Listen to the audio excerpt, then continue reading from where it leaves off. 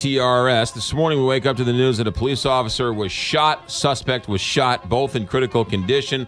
Reports are that they are in, quote, bad shape. It was in South County, right near Clydesdale Park. That's where we find Jessica Machetta from KTRS News. Jessica, good morning. Set the scene for us.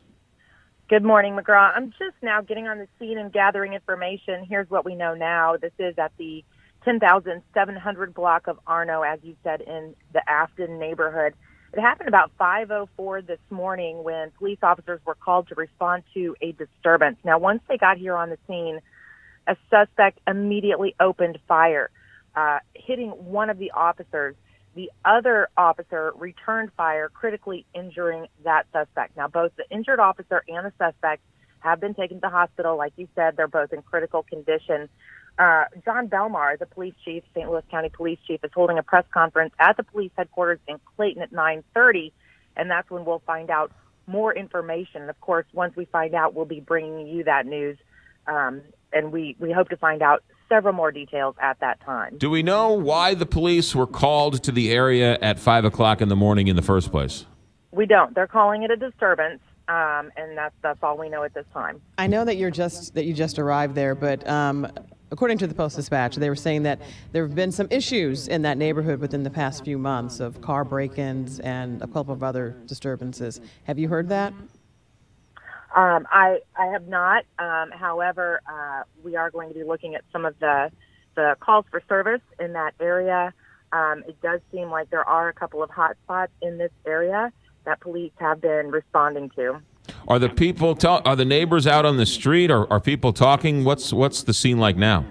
There are investigators. The scene is fairly quiet right now, and of course, the investigators on the scene, they're doing their job, so they're not saying much.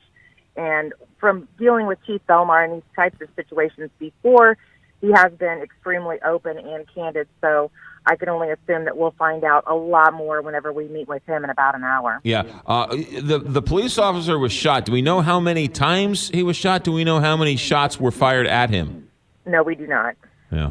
Okay. All right, Lisa Machetta, thanks for checking in. Call back when you have more, and be safe out there.